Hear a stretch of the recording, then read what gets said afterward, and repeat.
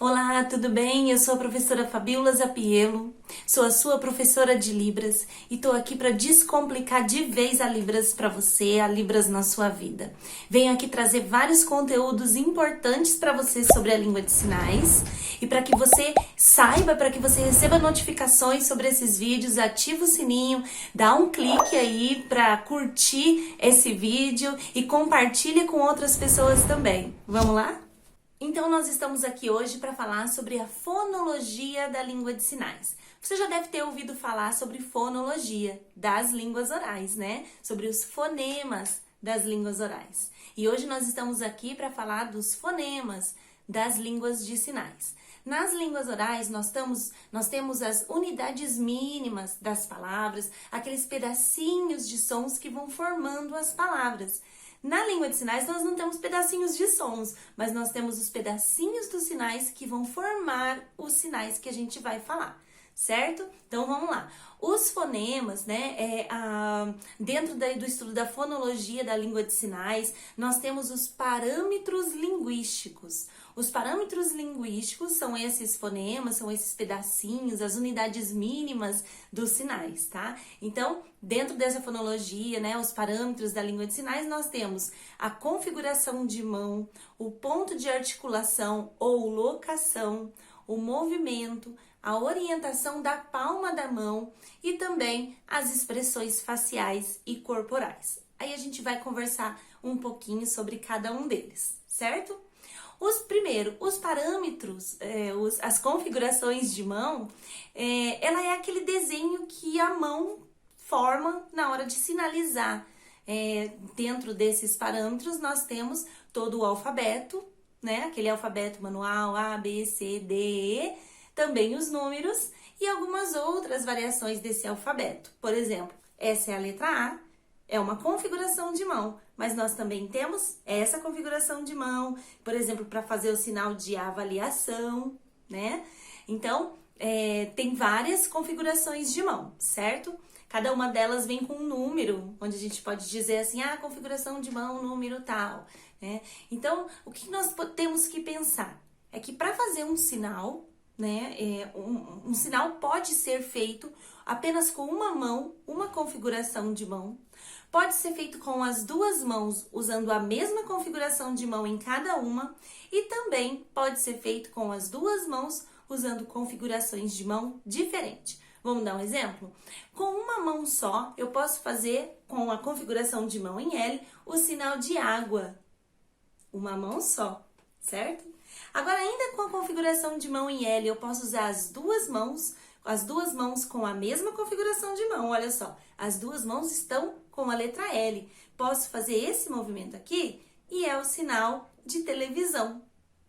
Ainda assim, eu posso colocar a mão com a orientação de mão para baixo, fazer o mesmo movimento, a mesma configuração de mão e fazer o sinal de trabalhar. Agora, com configurações de mão diferente nas duas mãos. Eu posso fazer o sinal, por exemplo, de feijão aqui. Essas duas configurações de mão aqui, com esse movimento. É o sinal de feijão. Duas configurações de mão diferentes, fazendo um sinal, certo? Então, essas são as configurações de mão. Um outro parâmetro é o ponto de articulação ou locação, né? Tem alguns autores que dizem ponto de articulação, outros autores dizem locação. Eu costumo usar mais o termo ponto de articulação. O que é o ponto de articulação? É o lugar do meu corpo onde eu vou colocar a minha mão para fazer um determinado sinal, tá? E esse lugar, ele tem um espaço próprio que a gente não pode ultrapassar. Esse quadradinho aqui, ó, esse espaço aqui, que vai acima da cabeça, desce aqui do ladinho e vem mais ou menos na altura da cintura, certo? Então, é esse o espaço que eu tenho para sinalizar. Dentro desse espaço, existem sinais que eu coloco a mão em qualquer parte do corpo nesse espaço e também no espaço neutro. Eu vou dar alguns exemplos agora, não vou falar de cada pedacinho, porque são várias partes do corpo que eu posso colocar dentro desse espaço e também nesse espaço neutro aqui, que tem vários lugares que eu posso sinalizar. tá bom? Então, um sinal que a gente já acabou de ver quando falou da configuração de mão é o queixo. Aqui, ó, o sinal de água aqui no queixo, o ponto de articulação é o queixo, certo? Aí, um outro sinal que eu posso usar também usando o queixo é o sinal de desculpa. Com a configuração de mão em Y, eu coloco aqui no queixo e é o sinal de desculpa, certo? Um sinal que eu posso usar na minha testa é o sinal de difícil. Difícil. Libras é difícil? Não, não é difícil, é fácil. Um outro sinal também que eu posso usar, usando aqui no meu peito, usando o ponto de articulação do peito, é o sinal de saudade. Posso usar também aqui no meu braço, como ponto de articulação, o sinal de banheiro, essa configuração de mão aqui, banheiro. O ponto de articulação é aqui no antebraço. Ainda posso usar o espaço, né, para sinalizar. Por exemplo, o sinal de casa. Aqui à frente do peito, olha, eu não toco no meu corpo e faço o sinal da casa, certo? Então, dentro desse espaço aqui tem vários pontos de articulação, vários lugares que eu posso pousar a minha mão e fazer um sinal, tá? Um outro parâmetro linguístico é o movimento. Existem sinais que têm movimento e existem sinais que não têm movimento. Os sinais que não têm movimento, vamos dar um exemplo, é o sinal de desculpa, que a gente acabou de mostrar. Desculpa não tem movimento, né? E um sinal que tem movimento, acabamos de falar da água, água tem movimento, certo? Casa tem movimento? Não tem movimento, ela é aqui, ó, não tem movimento. Os sinais que não têm movimento, ok? E os sinais que têm movimento. Esses sinais que têm movimento, existem vários tipos de movimento que são analisados durante o sinal, né? No momento que a gente vai fazer um sinal. Por exemplo, o movimento em linha reta, é o caso do avião, eu estou fazendo uma linha reta, certo? Um movimento circular, aqui, o sinal de solteiro, a letra S, fazendo um círculo na frente do peito. Então, esse aqui é um movimento circular. O sinal de alto ou importante, esses dois sinais, ó, alto é com o dedo indicador e vai subindo em círculos.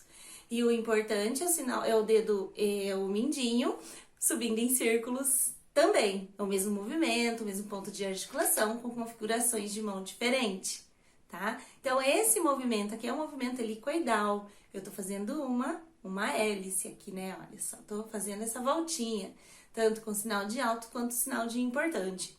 Então, existem vários tipos de movimento no momento que nós vamos fazer um determinado sinal, tá? Então, esse é o movimento. Um outro parâmetro linguístico para a gente ver também é o parâmetro da orientação da palma da mão. O que é a orientação da palma da mão? É onde a palma da minha mão está apontando quando eu vou fazer um determinado sinal. Será que ela está para frente, para cima, para baixo, para um lado ou para o outro? Onde a palma da minha mão está apontando? Vamos lá? Vamos pegar algum sinal? Vamos de novo no sinal de água que eu mostrei para vocês. Aí água todo mundo já decora. Esse aqui é o sinal de água. Onde que está a orientação da palma da mão? Ela está para o lado. Está para o lado, né? Agora o sinal de amigo. Aqui é o sinal de amigo. Essa configuração de mão aqui no peito, com o braço cruzado. É o sinal de amigo. A palma da mão está para cima. Então, a orientação da palma da mão é onde a palma da mão está apontando na execução de um determinado sinal, tá? Então, nós vimos a configuração de mão, que é o desenho que a mão faz quando eu faço um sinal, o ponto de articulação, que é onde a minha mão está, onde a minha mão pousa quando eu faço um determinado sinal, que é dentro desse espaço aqui que eu mostrei para vocês. O movimento, alguns sinais têm movimento, outros sinais não têm movimento.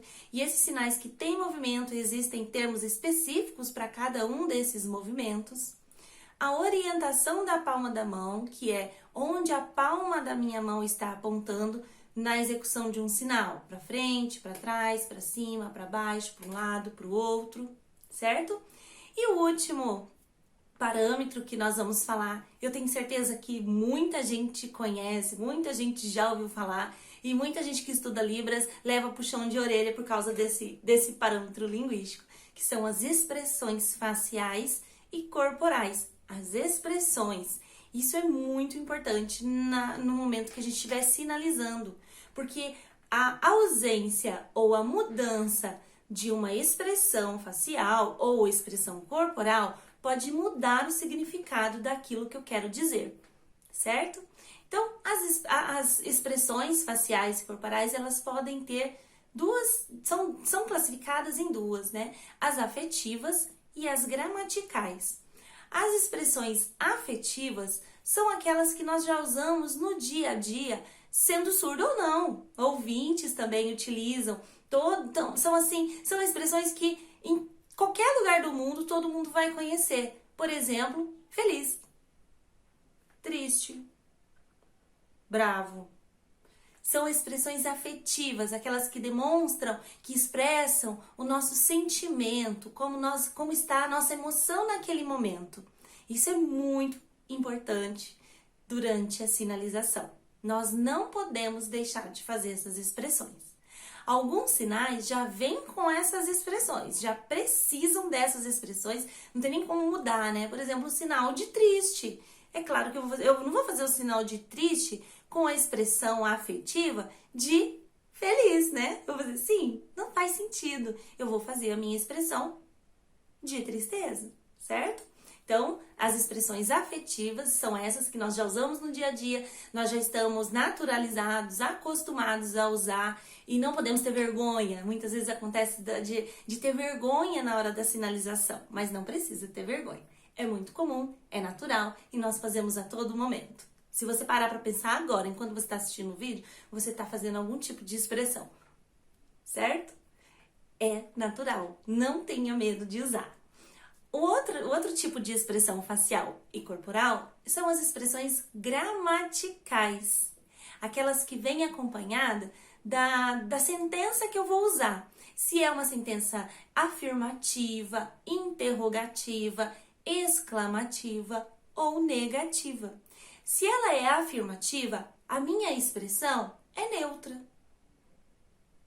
Por exemplo, hoje tem aula de Libras. Eu vou afirmar para você isso.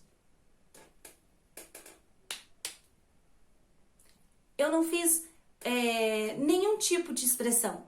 A minha expressão está neutra, porque eu estou afirmando. Hoje tem aula de Libras. Agora, se eu vou fazer uma interrogativa, vou fazer uma pergunta. O que eu faço? Qual é a minha expressão? Observa bem, eu vou fazer a mesma frase. Hoje tem aula de Libras, vou fazer a mesma frase. Veja bem. Como é a minha expressão? A minha sobrancelha dá uma arqueada e eu levanto o meu queixo e faço esse movimento de cabeça. Troquei o sinal, né? Você percebeu? Coloquei hoje a aula tem Libras. Hoje tem aula de Libras, eu troquei.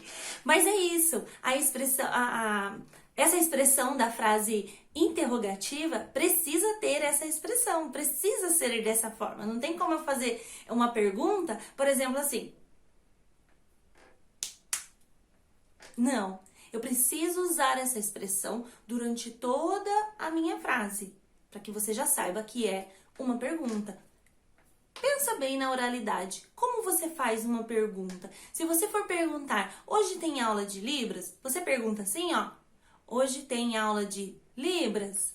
Não, você pergunta desde o começo. A entonação da sua voz é desde o começo. Hoje tem aula de Libras, é meio cantado, né? Então, essa entonação que nós usamos na língua oral, na língua de sinais, ela é substituída pela expressão. Tá bom? Então, enquanto na língua oral nós temos a entonação, nas línguas de sinais nós temos as expressões. Certo? E a exclamativa, como é? Vou fazer aqui a mesma frase, mudando a expressão agora para a exclamativa e você vai ver essa diferença, certo? Essa expressão aqui, ó, afirmando, né? Colocando assim com a cabeça e colocando esse bigodinho chinês aqui, ó. Admirando. Isso você já faz também no seu dia a dia, quando você quer admirar alguma coisa, certo? Como ouvinte, você já faz. Não precisa nem ter língua de sinais. Você já faz assim, ó. Pra admirar alguma coisa, né? Bonito, hein? Certo? Então, nas línguas de sinais também nós vamos usar essa expressão. Vamos tentar, então?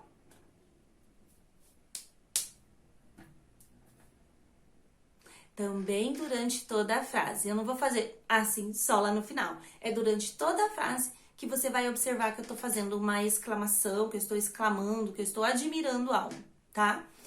E a última da gramatical, né? Da expressão gramatical, são as frases negativas. Aí tem algumas formas de se negar, tá? Primeiro, eu vou colocar para vocês os verbos simples que nós utilizamos a negação apenas acrescentando um não, que pode ser com a mão ou pode ser com a cabeça no sinal. Nós vamos usar o mesmo sinal e vamos acrescentar um não, tá bom? Por exemplo, você bebeu? Não bebi. Ou não bebi. Você acrescenta um não, o verbo é o mesmo e eu acrescento. Você comeu? Não comi. Você estudou? Não estudei. Eu acrescentei um não, certo? Agora tem outros tipos de verbos que nós vamos mudar o sinal para negar. Nós acabamos de aprender o ter, né? Esse é o verbo ter, a letra L aqui, ó. Tem? Você tem? Como que eu não tenho? É a letra L também, assim. Não tem. Não tem. Mudei o sinal. Percebeu?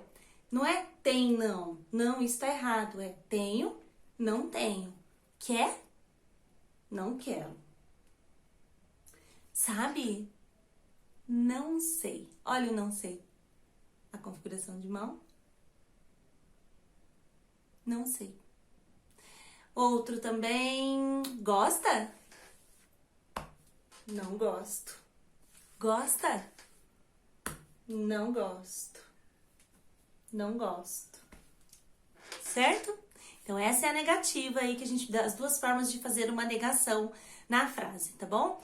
O interessante é que quando eu falei pra você da afirmativa, interrogativa e exclamativa, durante toda a frase a expressão é a mesma, né? E na negativa eu posso também, o que eu quero dizer é, na afirmativa, interrogativa e exclamativa, tanto nas línguas orais quanto nas línguas de sinais, a expressão é a mesma, do começo ao fim da frase. Né? A entonação nas línguas orais e as expressões nas línguas de sinais, elas são as mesmas do início ao fim. E na negativa, nas línguas orais, nós não negamos durante toda a frase. Só se eu quiser ficar fazendo um não com a cabeça durante a frase, né? Nós negamos apenas quando dissemos o não. Por exemplo, aquela frase que a gente estava usando como exemplo, hoje tem aula de Libras. Se eu disser que não tem, como será que vai ficar? Na língua oral, hoje não tem aula de Libras. Quando eu comecei a frase, você não sabia que eu ia negar, né? Hoje não tem aula de Libras. Então, a negação nas línguas orais, ela não acontece durante toda a frase, enquanto que nas línguas de sinais eu posso fazer isso, falando desde o início que hoje não tem aula de Libras. Negando com a cabeça, usando o movimento de cabeça. Como também eu posso dizer, porque o não tem já está negando, eu não preciso negar nenhuma vez com a cabeça. Certo? Bem legal, né? O que eu quero dizer para vocês, para finalizar agora, é que a Libras é uma língua riquíssima, assim como, não só a Libras, né? As línguas de sinais são línguas riquíssimas, assim como as línguas orais têm a sua riqueza, as línguas de sinais também têm. Por isso nós precisamos valorizar essa língua, difundir essa língua, assim como pede a legislação, tá? E aprofundar nosso conhecimento também para conhecer toda essa riqueza. Então eu fico por aqui. Um beijo para vocês e até mais.